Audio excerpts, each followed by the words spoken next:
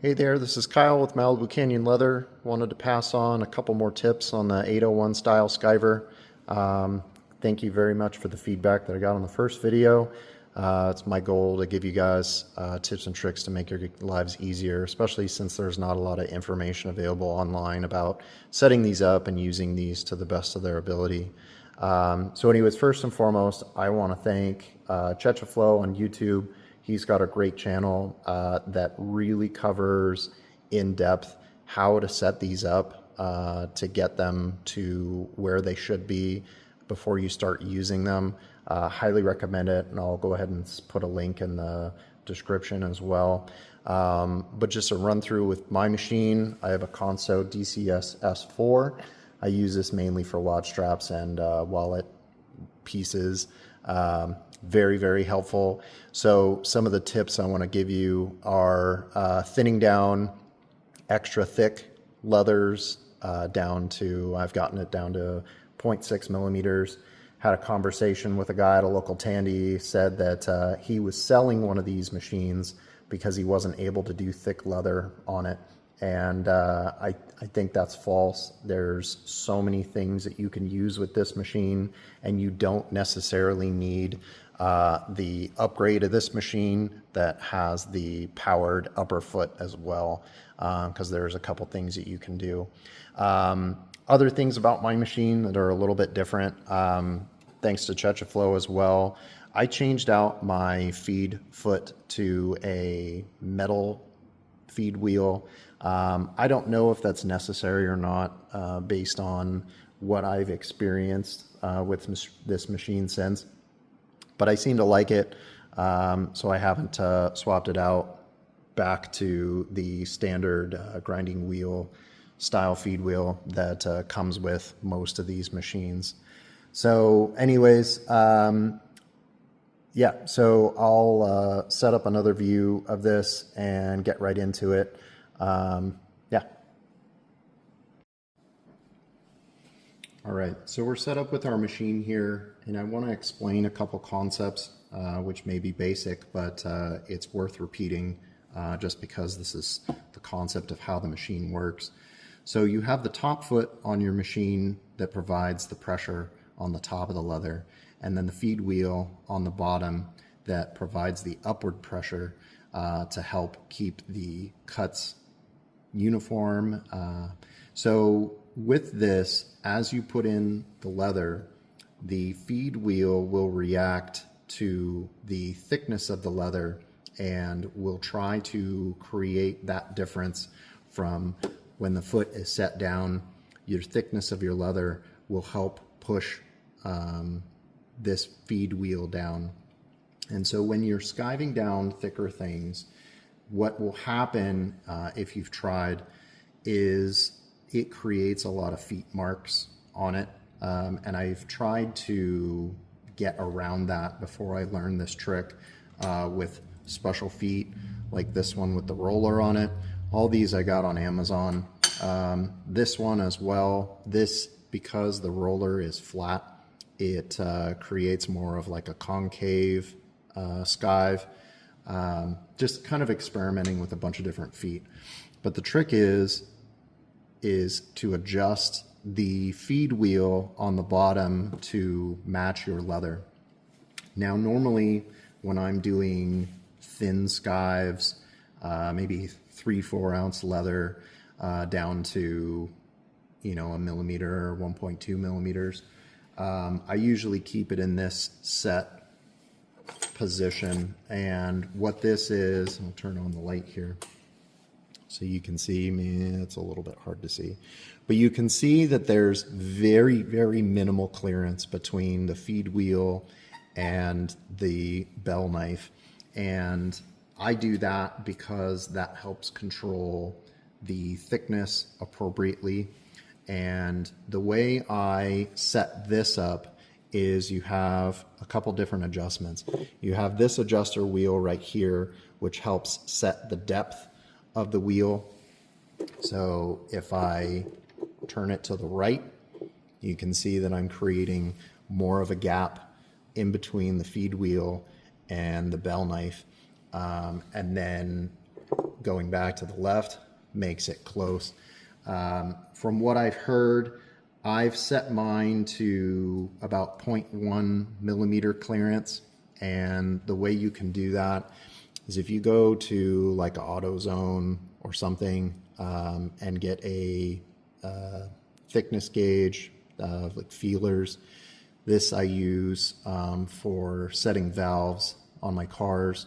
And there's a bunch of different thicknesses on this. And this is the Sears Craftsman version of it. So I pull out the 0.1 millimeter thickness gauge, and I use that as a feeler gauge for a go, no go type feel. So you can actually hold on this and pull the wheel down, and I just set that in between the feed wheel and the bell knife, and I simply adjust it until I start to get a little bit of a drag on it.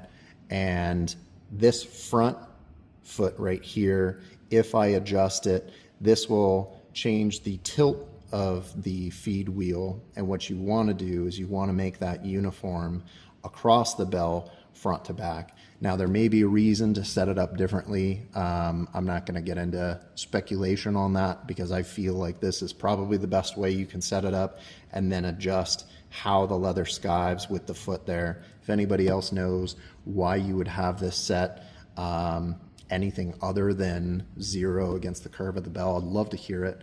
But anyways, so with that, now I know that this is set to the profile of the bell. And before you start skiving, especially with these metal tooth gears, I like to give a little bit of a courtesy spin with the right side of the machine. I can walk this through, and I want to make sure that I'm just not going to hang up on the knife at any point, because that will kind of ruin my bell.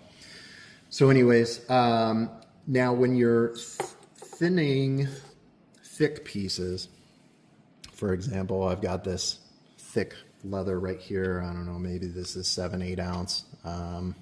It's about 3.5 millimeters, or almost 4 millimeters. I can thin this down really, really thin, and I don't want to use the feed wheel at this current position, because what we're creating here is a pinch point. I say I want to thin this down to, well, let's get this to 0. So this is equal with the front of the knife.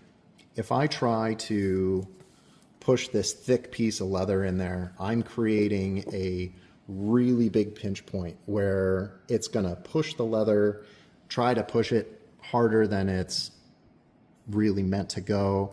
And if I had a large piece that I was doing with this, this would create track marks from the foot, front and back. It's not very sightly, and it ruins your leather. So what you can do to get around that is actually drop the foot down, and there's no real magic science behind it that I use. But what you want to do is you want to account for a majority of the thickness of your leather by dropping the feed wheel. So if I drop the feed wheel, you know, probably 2 millimeters or so, I'm creating less of a stress on the leather, and I can go through and do a really thin skive. So now this is set at 0, and in my last video I mentioned that you can do very scientific thicknesses by turning the wheel. 1 turn equals about 1 millimeter. So I've done, let's see, 3/4 of a turn, and see if I can get this skive down less than 1 millimeter for this particular piece. So now I've got this all set up. I'm going to guide the leather through. And so immediately There's no pressure on the top of the surface. I'm not creating any binding in the machine either. You'll notice if you've tried to thin stuff down with that, you'll probably get a lot of singing from the bell, maybe grip issues with the grinding stone wheel. But like I said, I guesstimated about less than a millimeter, and we're right there. We're at 0.6 millimeters, which is, I mean, pretty much what I would say is the limit of what you can skive with this, especially if you have, you know, a very grained surface. There's a lot of undulations in the surface of the leather. If you try to push it more than that, you're going to get some failing in the top of your surface, and overall looks really, really clean underneath. And we can just run this whole thing through here. So I'll lift the foot up, take some pressure off of it. Yep. And for this one, I'll just help guide it through a little bit.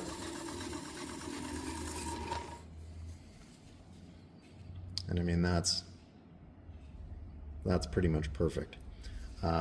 So great tip for thinning down thicker leathers is all in the height of the feed wheel.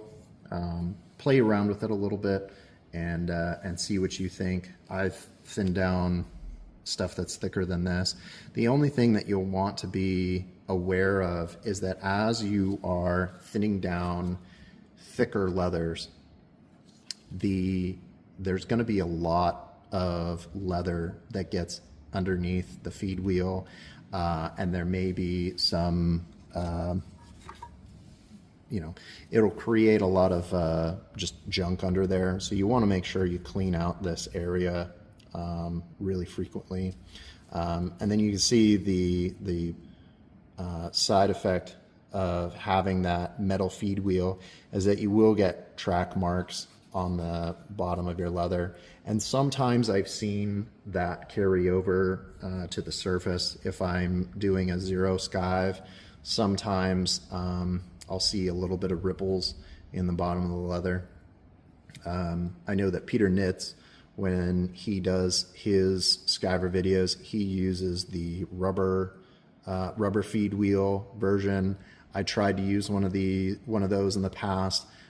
Didn't work out well. I didn't have it. It wasn't equal with the knife, and I just had a lot of problems with it. So I ended up going back to the metal feed wheel. One day I'll go back to this and try it out again. This has a little bit of grit, which is nice to help feed leathers. The metal wheel, I absolutely love it. So anyways, that's a tip for you. Hope that works out. Feel free to ask me any questions in the video. I also wanted to add another thing. How do I thin out larger pieces? I know that this is 50 millimeters, this foot itself, but usually if you're making stuff like wallets, you're going to want to thin out pieces that are bigger than that. So wanted to run through my process real quick. This is the same setup from the previous skive that I did. So what we're going to get is this piece, which might even be thicker. I mean, that's 4 millimeters thick, and we're going to skive this down, hopefully, to a little bit less than a millimeter. Now, this is really extreme case. I don't know why you would want to use this for wallet leather, but this is just to illustrate the concept. So anyways, what I'm going to do first is the side that I'm going to be feeding through is to get this set up. So what we're going to do is we're going to make a skive along the top, and that creates a ramp for us to skive the rest of it. So you'll skive first along the edge, and then we'll take that and then do our skives the opposite way. So first here, let's take this leather, skiving through. You'll get a little bit of feet mark on the top, This is really waxy leather, so this will go away once you finesse it a little bit. But now we have our strip, still less than, I mean, this is 0.6 millimeters. It's pretty sweet. So now when I load this up, I'll lift my foot with the handle at the top and I'll set it up just to get this backside fed through. Oops. Like I said, we're kind of pushing it a little bit here. This is an extreme case. The feed wheel grabbed this bit of leather and pulled it in as I was trying to get through. Let's try to do the rest of it without messing it up.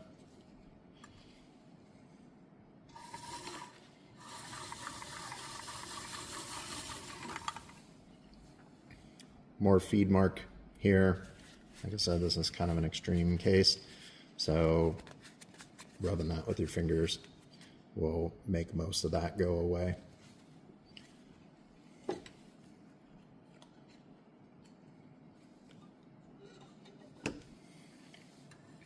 And what I'm doing as well here, I'm kind of pulling up to keep this thin leather from getting sucked up into the knife.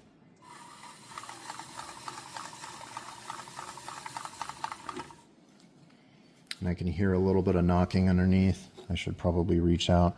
Always, don't do what I do. Always turn off your machine and then push the pedal.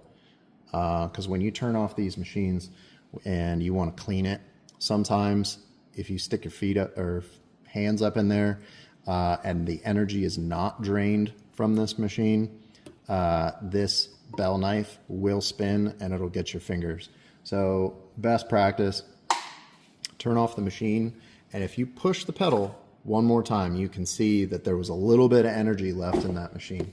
I don't want you guys cutting your fingers off, reaching up down here to get any of the leather that's kind of stuck in your bell. I mean, this is really thick cutoffs, so always take a moment to clean the machine, especially with these thicker pieces. I mean, you're getting huge chunks in there. Anyway, so now that that's cleaned up, I've gone through. There's a little bit of overlap where I didn't get the full, I tried to skive a little bit more than I should have. So there's these little nubs. I'll run this through again real quick.